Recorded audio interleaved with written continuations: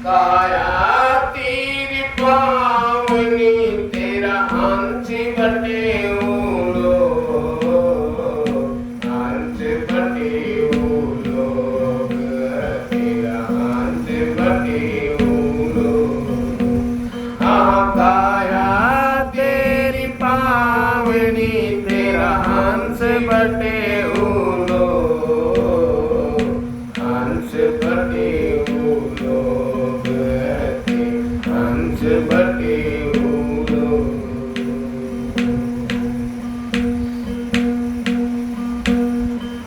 जो जन्म्या सो आया मरण में सभी काल की भोग, जो जन्म्या सो आया मरण में सभी काल के भोग। एक दिन हमने भी मरना होगा, एक दिन हमने भी मरना होगा के और का सो, हंस बटे लोग है तेरा हंस बटे लोग। हाँ काया तेरी पावनी तेरा हंस बटे लोग, हंस बटे लोग है तेरा हंस बटे लोग।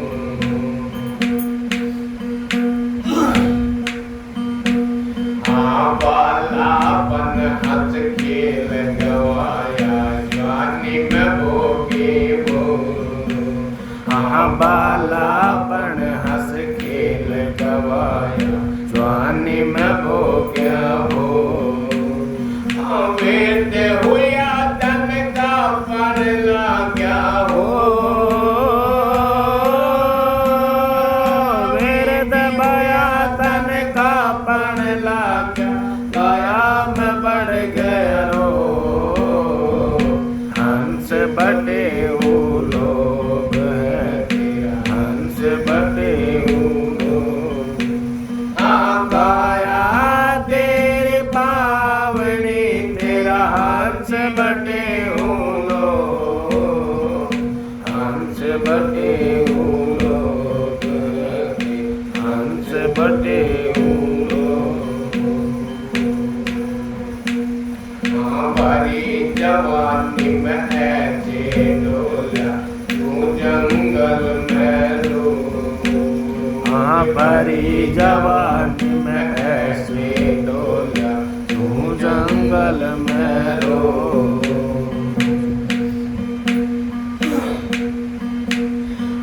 काल बलि का लगे तमाचा हो, काल बलि का लगे तमाचा कोयन पावे खो, हंस बटे वो लोग है तेरा हंस बटे वो लोग। हाँ काया तेरी पावनी तेरा हंस बटे वो लोग, हंस बटे वो लोग, तेरा हंस बटे वो लोग।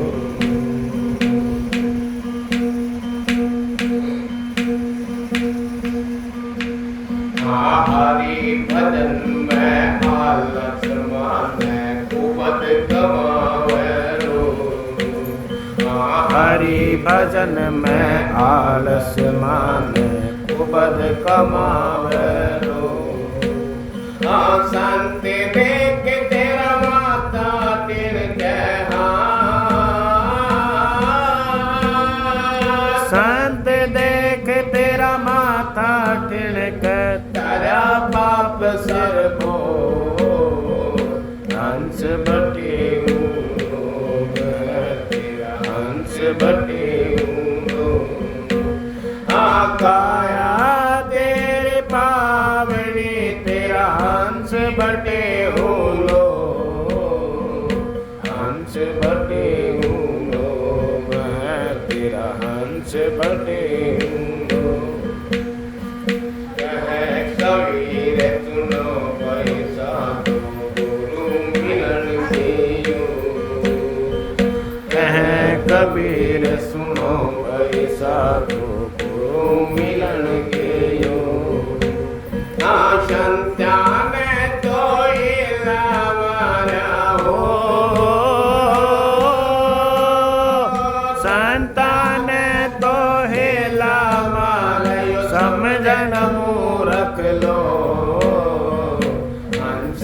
बटे हूँ लोग तेरा हंस बटे हूँ लोग। हाँ काया तेरी पावनी तेरा हंस बटे हूँ लोग हंस बटे हूँ लोग तेरा हंस बटे हूँ लोग।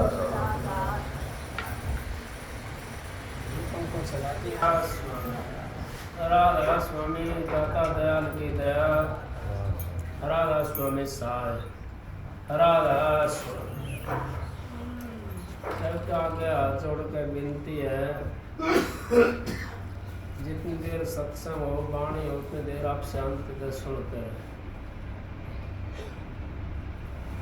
अगर परम संत तारक सिंह जी महाराज हमारे को नहीं मिलते तो हमारा जीवन भी खुमार हो जाता है, क्योंकि यह संसार के अंदर घेरने वाले ज़्यादा होते हैं और ले जाने वाले कम होते हैं। ले जाने वाला तो कोई कोई आता बखत का गुरु बोलते हैं उसको, और जिनको बखत का गुरु मिल गया और नाम ले लिया उनसे, तुम्हारा तो 184 का पंडा छूट गया। हमने ये चिंता नहीं करनी चाहिए कि हम 84 में दोबारा से आएंगे। हमने तो ये चिंता करनी चाहिए अगर मालिक हमारा चोला कब छुड़ावे और कब हम उस धाम में जावे। हमने ये चिंता करनी चाहिए, क्योंकि परम संत हजूर तारक सिंह जी महाराज उन्होंने कितना सत्संग दिया है, कितनी वाणी रची हैं और कितना महाराज से खुटकर्मियों का उद्धार करे है, इसका कोई वर्णन नहीं कर सके। उनके पास तो जो भी चला गया उसको जिसकी चाहना थी वही चीज़ उनको मिल गई। क्यों? उनके पास तो पंसारी वाली दुकान थी, वो सामान काटते थे। पंसारी की दुकान पे कोई ये सोचे कि भाई सोना चांदी हीरे जवाहरात नहीं मिलते, मिलते हैं पंसारी की दुकान पे, लेकिन वो दवाई होती है उनकी भस्म मिलती है, लेकिन है तो उन्हीं का। इसी करके परम संत हजूर तारक सिंह जी महाराज उनकी तो पंसारी की दुकान है। उन्होंने तो वो सौदा बांटा, सबको दिया, चाहे कोई कैसा भी था। जो कोई करे भक्ति कपट से उसको भी अपनाओ, श्याम दाम दंड भेद दे कैसे दे रस्ते जाओ। अब उनकी गैल तो कपट से भक्ति करने वाले भी उनको भी उन्होंने अपना लिया। नहीं देखे उनकी गैल कितनी करी महाराज जी गैल, हमारे तो कुछ भी नहीं हुए। हमारा तो क्या है, हम तो थोड़ा सा दुख में भाग लेते हैं, थोड़े दुख में दुखी हो जाते हैं। लेकिन महाराज जी सत्संग दे रहे थे, मैं सुन रहा था कल रात को शाम को। अब दुख में इंसान दुखी नहीं होना चाहिए। दुख में इंसान का जो दुख है वो इंसान का साथी है। सुख तो क्षण मात्र के मिलता है, हम तो सुख के लिए भागे भागे डोलते हैं, लेकिन सुख हाथ नहीं आता। कोई ये सोचा सुख ही हम मार्ग मिल जाएगा, नहीं, सुख नहीं आएगा, दुख मिलेगा।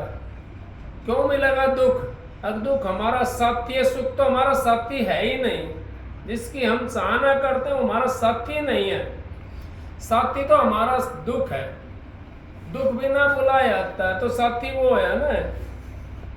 सुख को हम टोकते हैं, सुख के लिए हम भागे डोलते हैं, लेकिन सुख नहीं मिलता, क्योंकि सुख जो है बड़ी ऊंची चीज है। सुख के लिए क्या कही नानक साहब ने भी कह दिया और कबीर साहब ने भी कह दिया। नानक साहब ने क्या कहा? बाबर प्याला शराब का उतर जात प्रभात, नानक खुआरी नाम की चढ़ी रहे दिन रात। फिर कबीर साहब ने क्या कह दिया? अभी सफेद गा रहे थे, अक्साए मिला तबूरी में। तबूरी क्या चीज है? तबूरी कोई ऐसी चीज नहीं है, घड़ी हुई चीज नहीं है। वो तो ये मनुष्य का चोला है, ये तबूरी है। हम तो ढूंढे कहीं दूसरी जगह, लेकिन वो चीज तो इस तबूरी के अंदर बैठी हुई है।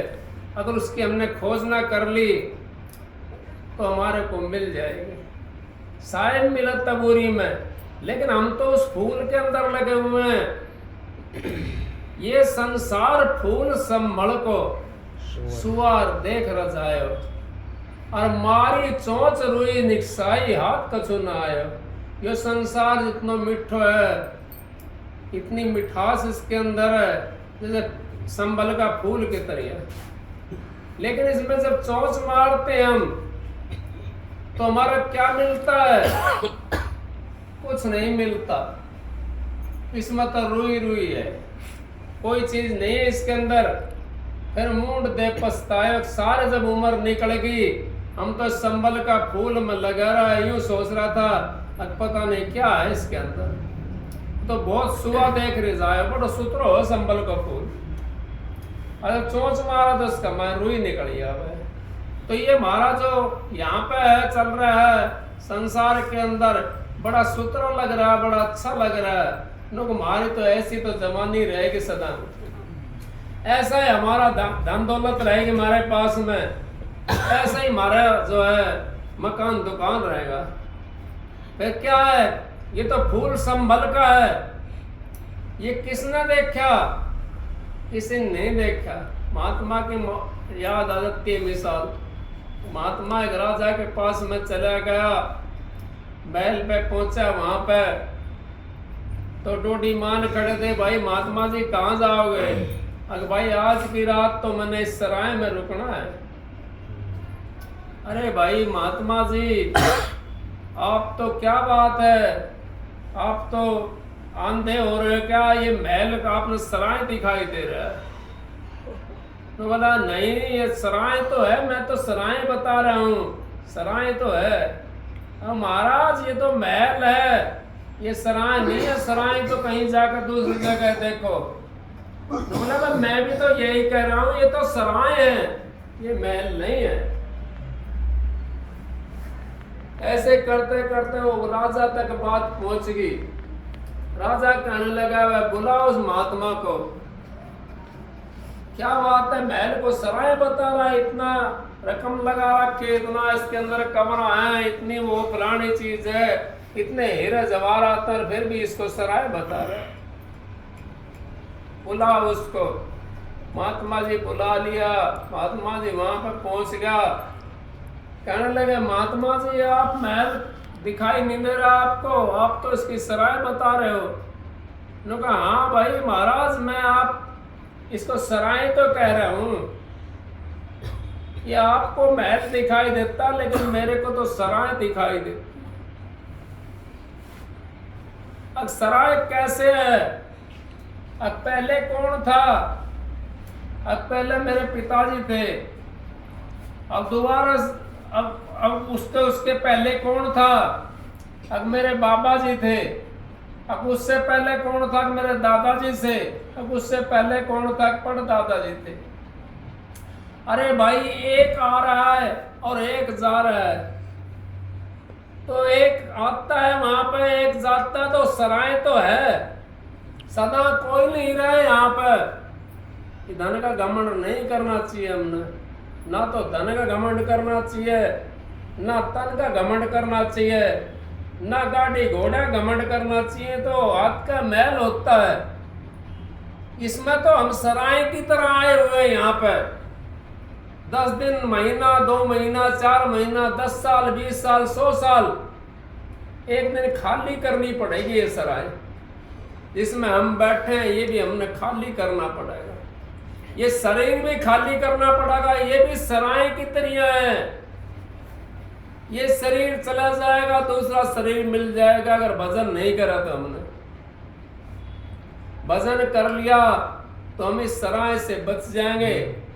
वो हमने वो चीज मिल जाएगी जो महल है, वो मालिक का जो महल है, वो महल मिल जाएगा हमारे, जहां से हमने कभी भी आना नहीं पड़ेगा। उस जगह पहुंच जाएंगे जहां उदय उदय है, अस्त तो है ही नहीं वहां पे। यहाँ तो अस्त भी है और उदय भी है, वहां तो उदय उदय है, वहां अस्त नहीं है। उस अस्त के अंदर हमने जाना है, उदय के अंदर जाना है, अस्त के अंदर नहीं जाना।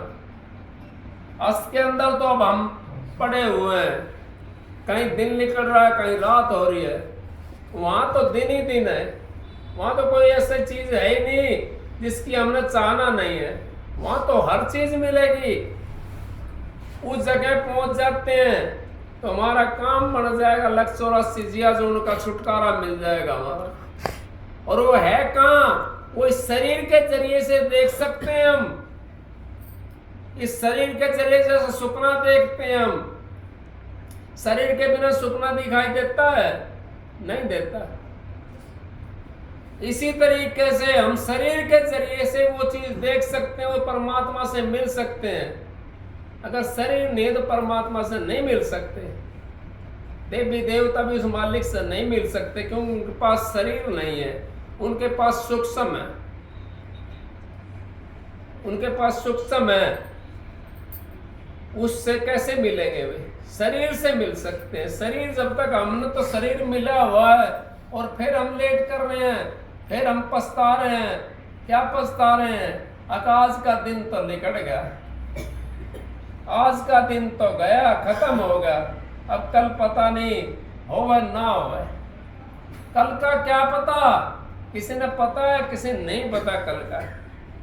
आज का निकल गया, काल कर सो आज कर, आज कर सो अब, पल में परलय होगी फिर करे कब। दुनिया बहुत वैसी काम करती है। क्यों? अब उन्होंने अपना भला चाहिए, दूसरे का चाहे कुछ भी हो जाओ, अपना भला होगा तो सब कुछ भला होगा उनकी तरफ से। तो ऐसे ऐसे काम करते दुनिया में क्या चर्चा करूं। लेकिन महाराज जी कहते हैं ऐसे काम करने वाला कभी खाल वो उसमें नहीं पहुंच सकता, उसको नरक का चोला मिलेगा, नरक के अंदर पड़ा रहेगा, और नरक के अंदर सिड़ेगा पड़ा पड़ा वहां। क्योंकि 4 वेद 6 शास्त्र में बात लिखी है दो, सुख दे सुख होता है, दुख दे दुख हो। 4 वेद 6 शास्त्र के अंदर 2 बातें लिखी हुई है। किसी को सुख देना शुरू कर दो तो सुख मिलेगा, यहां ना मिलेगा तो आगे मिलेगा। और किसी को दुख देना शुरू कर दो, पहली बात तो यहाँ उसका हिसाब हो जाता है, और यहाँ नहीं होता तो फिर आगे मालिक का दरबार में हिसाब देना पड़ता है। महाराज जी कहते हैं अग लेखा तो पाई पाई का, और राज है कोको भाई का, कोको भाई का। लेखा तो पाई पाई का चुकाना पड़ता है वहां पर, क्योंकि यहाँ पर शरीर धर कर धारण करके आए हम, कोई न कोई ऐसे सामान लेकर के आए, कोई न कोई ऐसा कर्जा लेकर के आए हैं जिसका हमने चुकाना पड़ेगा। इसी करके हमारा को शरीर धारण कर आए। यहाँ पे शरीर का धारण करने का मतलब ही ये है, या तो हम लेने के लिए आए हैं या हम किसी का देने के लिए आए हैं। नहीं तो शरीर नहीं मिलता। ये अपना उद्धार कर ले समझ करके, आपने नाम मिलेगा उस मालिक से, सतगुरु से नाम मिलेगा, उसकी कमाई करो। बैठ के बैठत उठत खड़े उताने कहे कबीर हम उसी ठिकाने से बैठ के भजन करो, से खड़े होकर के चलते चलते भजन करो। भजन कोई बैठ के थोड़ी होता है। 9 प्रकार की भक्ति बताई है। जो खड़ा होकर चलता है वो सुमरन करता रहता है, पहुंचेगा तो वो भी उसमें थोड़ा टाइम लग जाएगा। जो बैठ करके सुमरन करता है उसमें थोड़ा कम टाइम लगेगा। जो सोते सोते सुमरन करता है और भी कुछ नहीं तो सपने के अंदर तो मालिक से मिल ही जाएगा। दर्जा अलग अलग है। 9 प्रकार की भक्ति बताई है। उन 9 भक्तियों के अंदर कोई सी भी अपना लो, वो उतना काम करेगी। लेकिन बुरा काम तो नहीं है ना वो भक्ति। भक्ति 9 जो है वो बुरी तो नहीं है। निशाना तो एक ही है। कोई बैठ करके निशाना लगाता है, कोई चलते चलते निशाना लगाता है, कोई खड़ा होकर के निशाना लगा लेता है, लेकिन है तो निशाना एक ही। नाम तो उस मालिक का सुमर रहा है वो। 9 प्रकार की भक्ति वो बताई है। सायन मिला तबूरी में। ये तंबूरी है जो अपना शरीर है, इसके अंदर वो मालिक विराजमान है और इसके अंदर ही वो आत्मा बैठी हुई है। मिलने वाली चीज भी इसी के अंदर बैठी हुई है, लेकिन वो दूर है क्योंकि वो हृदय के अंदर बसी हुई है, वो आसमान में बसा हुआ है, वो आकाश के अंदर बसा हुआ है।